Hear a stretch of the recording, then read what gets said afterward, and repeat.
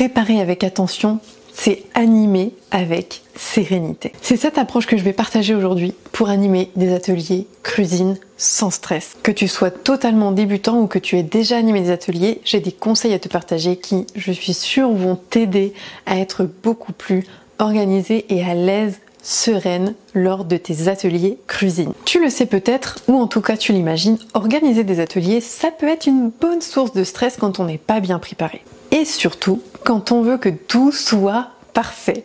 Mais avec un peu de préparation et des stratégies simples, tu pourras transformer cette expérience pour que ce soit agréable pour toi et pour les participants, bien sûr. Mon secret pour éviter le stress lors des ateliers, c'est de vraiment tout préparer en amont. Comment faire? Je t'explique tout de suite. D'abord, la première chose, c'est de bien définir le contenu de tes ateliers. D'accord? Il va falloir que tu choisisses un thème.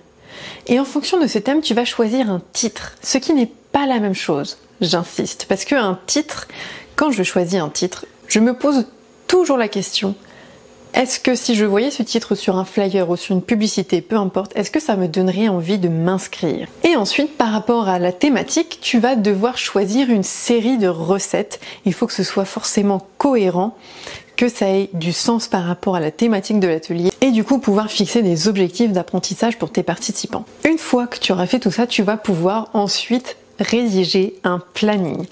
Alors le planning, le secret, c'est non pas de voir juste le jour J, mais de voir carrément une semaine avant, une semaine après. Une semaine avant, qu'est-ce que tu vas faire? Tu vas anticiper toutes les préparations que tu dois faire à déshydrater, à fermenter, à faire germer, etc., etc. Ok, donc y compris les courses, il faut que tu penses aux ustensiles que tu vas avoir besoin d'utiliser, fais la liste complète, là-dedans il suffit de juste suivre la recette, mais ça ne suffit pas. Il faut que tu penses à la vaisselle aussi que tu vas utiliser, d'accord? Peut-être qu'il te faudra racheter de la vaisselle si tu n'as pas tout ce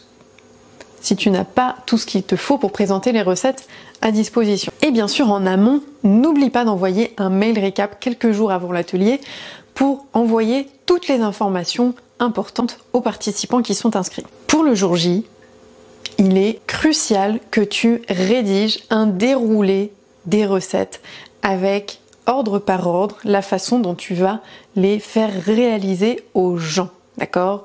Et certainement que ça ne va pas être entrée, plat, dessert, parce que souvent c'est l'inverse, il faut commencer par le dessert. Donc réfléchis bien à ça, c'est crucial pour la réussite et éviter l'improvisation qui mène souvent à des galères. Et ensuite, dans la semaine d'après, il faut réfléchir à ta communication. Comment est-ce que tu vas communiquer auprès de tes réseaux, dans ta newsletter ou autre, que tu as animé un atelier, que c'était très chouette, que ça s'est bien passé, etc., etc. Un conseil pratique d'organisation, le jour J, assure-toi d'avoir tout de sortie et à portée de main, notamment la vaisselle pour pas avoir à ouvrir tous les tiroirs, les petits ingrédients comme les épices, etc., etc., afin que ce soit plus fluide pour toi. Et puis, une autre chose, mais pas des moindres, pour organiser un atelier qui soit non seulement beaucoup plus agréable pour tes participants, mais également qui réduise le stress de ton côté, ça va être d'avoir une bonne ambiance. Alors comment tu vas faire pour avoir une bonne ambiance dans ton atelier? Déjà, ça va être dans la pièce. Peut-être tu vas les accueillir avec une bougie odorante ou une goutte d'huile essentielle qui va parfumer l'ambiance. Peut-être que tu vas allumer une jolie guirlande lumineuse, que tu vas mettre un bouquet de table sur la table. Ça va être en fonction de toi, de tes aspirations, de ce que tu as envie de partager, ok?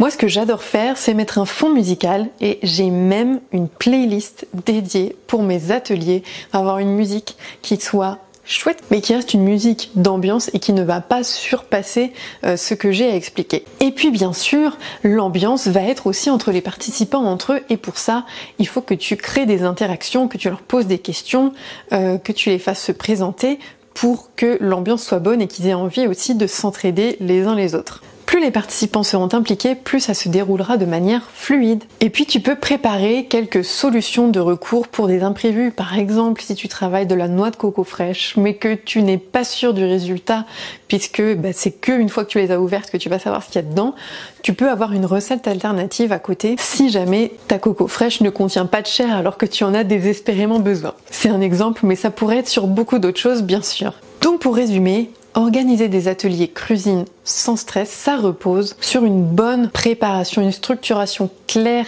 en amont et pas que sur le jour J, d'accord? Il faut voir l'écosystème autour de ton atelier. Toutes ces petites choses vont pouvoir t'aider à offrir une meilleure expérience dans tes ateliers et à éviter du stress inutile. Et si tu veux aller encore plus loin, savoir comment choisir les bons thèmes d'atelier, savoir organiser la durée d'un atelier pour que ça ne dépasse pas, pour choisir les bons jours, les bons horaires et même aussi comment gérer les réservations et puis tout ce qu'il y a autour, c'est-à-dire comment communiquer, comment aller attirer tes clients. Tout cela est couvert dans nos formations professionnelles dans lesquelles tu pourras non seulement maîtriser l'animation de tes cours de cuisine, mais aussi réussir à attirer tes clients chouchous. Ça sera justement le thème de la vidéo de la semaine prochaine, comment attirer tes premiers clients grâce à une stratégie de communication bien pensée. Si tu ne veux pas manquer cette prochaine vidéo, n'oublie pas de t'abonner. En attendant, je te dis à la semaine prochaine et merci à toi d'avoir regardé cette vidéo. Bye bye!